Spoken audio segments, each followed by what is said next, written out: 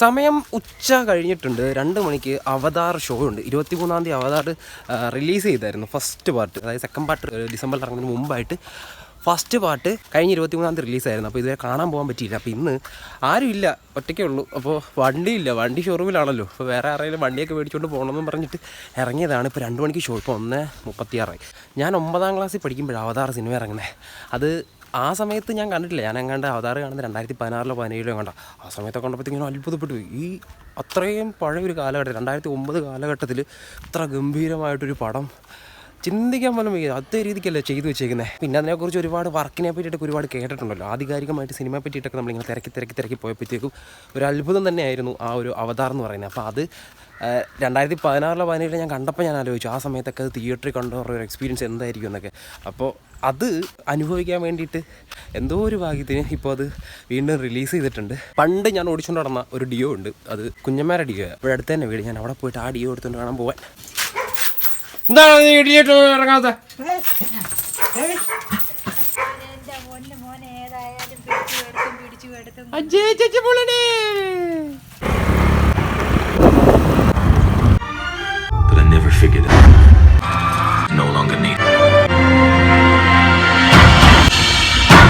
ഇതേ പടം കണ്ട് വെളിയിറങ്ങി. പെട്ടെന്ന് ഡ്രസ്സൊക്കെ മാറിയിട്ടുണ്ട്. ഞാൻ അവിടെ ചെന്നിട്ട് ഓഷിമനെ വെളിയിറക്കി. അവൻ ചാടി നെഞ്ചത്ത് കയറി. ആ കയ്യാൽ അഴുക്കും എല്ലാം നെഞ്ചത്തായി. പിന്നെ ഞാൻ വീട്ടിൽ പോയി വേറെ ഡ്രസ്സ് മാറിയിട്ടാണ് വന്നത്. ഞാൻ ഇവിടെ വന്നു കഴിഞ്ഞപ്പോഴത്തേക്കും ഇവിടെ പാറും കൊച്ചുകൊണ്ടും ഇവിടെ സിനിമ ആയിരിക്കും. അവർ അവിടെ വണ്ടി എടുക്കാൻ പോയിട്ടുണ്ട്. അവതാറിനെ പറ്റി പിന്നീടൊന്നും പറയണ്ടല്ലോ, ഒരു രക്ഷയില്ല. തിയേറ്ററിൽ കാണുന്നതുകൊണ്ട് തന്നെ ഒരു മാജിക്ക് കാണുന്ന പോലെയൊക്കെ ഭയങ്കര എല്ലാവരും കൊച്ചു പിള്ളേരൊക്കെ കാണുന്ന പോലെ കണ്ടുകൊണ്ടിരുന്നു.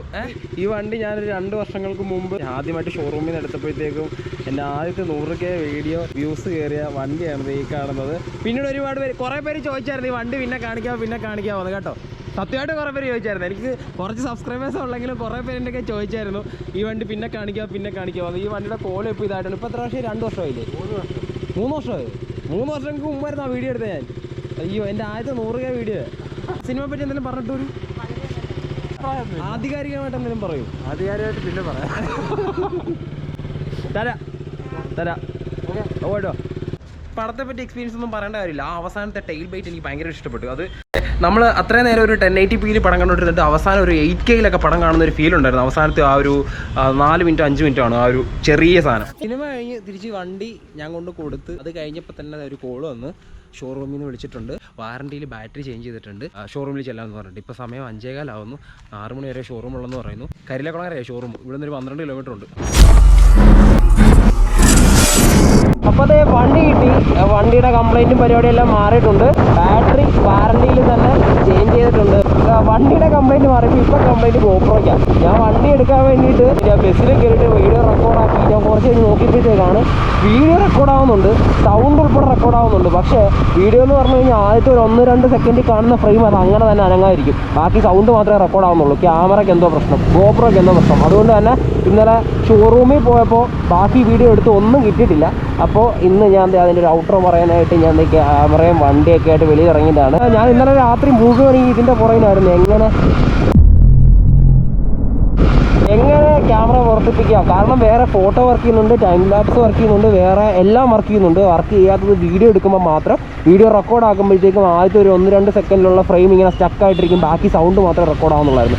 ഇന്നലെ രാത്രി മുഴുവൻ ഇരുന്ന് എന്താണ് പ്രശ്നം, മെമ്മറി കാർഡിൻ്റെ ആണോ എന്നൊക്കെ നോക്കി ഞാനിങ്ങനെ മാറ്റിയൊക്കെ ഇട്ട് നോക്കിയിട്ട് അവസാനം കണ്ടെത്തി എന്തെന്നറിയോ, നമ്മുടെ പവറിൽ കുത്തിക്കൊണ്ടിരുന്ന് റെക്കോർഡ് ചെയ്ത് കഴിഞ്ഞാൽ കുഴപ്പമില്ല. ഞാനിവിടെ ഗോപ്രോയുടെ സർവീസ് സെൻറ്റർ കുറേ നോക്കി, ഇവിടെ അടുത്തൊന്നും കിട്ടാനില്ല. ഞാൻ അതൊന്ന് സർവീസ് സെൻറ്ററിൽ എന്തായാലും കൊടുക്കണം. അപ്പോൾ അതിന് മുന്നേ ഇന്നൊരു വീഡിയോ എടുക്കണമെന്ന് ഇറങ്ങിയതാണ്. ഇപ്പോൾ ഞാനിത് ഉപയോഗിച്ചുകൊണ്ടിരിക്കുന്നത് നേരെ പവർ ബാങ്കിൽ കുത്തിയിട്ടാണ്. പവർ ബാങ്കിൽ കുത്തിയിടുകയോ ചാർജറെ കുത്തിയിട്ടുകൊണ്ടോ നമ്മൾ വീഡിയോ റെക്കോർഡാക്കി കഴിഞ്ഞ് കഴിഞ്ഞാൽ വീഡിയോ റെക്കോർഡ് ആവുന്നുണ്ട്. ഒരു കുഴപ്പമില്ല, റെക്കോർഡ് ആവുന്നുണ്ട്.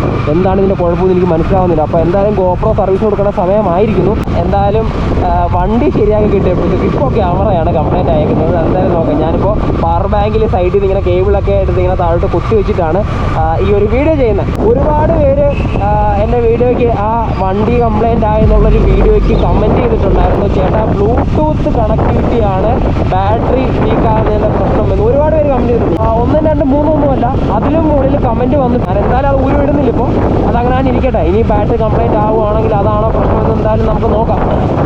ഇപ്പോൾ എന്തായാലും കുഴപ്പമില്ല, ബാറ്ററി മാറിയിട്ടുണ്ട്, ബാറ്ററി ചേഞ്ച് ചെയ്തിട്ടുണ്ട്. പക്ഷേ എൻ്റെ പ്രശ്നം എന്ന് വെച്ച് കഴിഞ്ഞാൽ നമ്മൾ വേറെ ഒന്നും ചെയ്തിട്ടില്ല. ഞാൻ അതാണ് ആദ്യത്തെ വീഡിയോയിലും പറഞ്ഞത്. വേറെ എക്സ്ട്രാ എന്തെങ്കിലും വയറിങ് ചെയ്യുകയോ അല്ലെങ്കിൽ എന്തെങ്കിലും സ്വിച്ചോ ലൈറ്റോ എന്തെങ്കിലും പിടിപ്പിക്കുകയോ ഒന്നും ഞാൻ വേറെ ഒന്നും എക്സ്ട്രാ ചെയ്തിട്ടില്ല. എന്നിട്ടും ബാറ്ററി അടിച്ചു പോയി എന്ന് പറയുമ്പോൾ അത് വണ്ടിക്ക് തന്നെ ഉള്ള എന്തോ ഒരു കംപ്ലൈൻ്റ് ആണ്. ഞാൻ ആ വീഡിയോ ഇട്ടപ്പോൾ തന്നെ കുറേ പേര് കമൻറ്റ് ചെയ്തിട്ടുണ്ടായിരുന്നു, ചേട്ടാ ഇതേകൂട്ട് എൻ്റെ വണ്ടിക്കും സെയിം പ്രശ്നം തന്നെ ഉണ്ട് എന്ന് പറഞ്ഞിട്ട്. ഞാനത് യൂട്യൂബിൽ സെർച്ച് ചെയ്ത് നോക്കിയപ്പോഴത്തേക്കും കുറേയേറെ വീഡിയോ അങ്ങനെ തന്നെ കിടപ്പുണ്ടായിരുന്നു. ബാറ്ററി കംപ്ലൈൻ്റ് ആകുന്നു V4-ൻ്റെ. ബ്ലൂടൂത്തിൻ്റെ ആണ് പ്രശ്നമെങ്കിൽ നമുക്ക് അത് തന്നെ ചെയ്ത് നോക്കാം. ബ്ലൂടൂത്തിൻ്റെ കണക്ടിവിറ്റി ഓഫാക്കി അല്ലെങ്കിൽ ഊരിട്ടിട്ട് നോക്കാം. അപ്പോൾ എന്തായാലും ഈ ഒരു വീഡിയോ എല്ലാവർക്കും ഇഷ്ടമെന്ന് കരുതുന്നു. ഇഷ്ടമെല്ലാം ലൈക്ക് ചെയ്യുക, ഷെയർ ചെയ്യുക, സബ്സ്ക്രൈബ് ചെയ്തേക്കുക. അപ്പോൾ അടുത്തൊരു വീഡിയോയിൽ കാണുന്നവരെല്ലാവർക്കും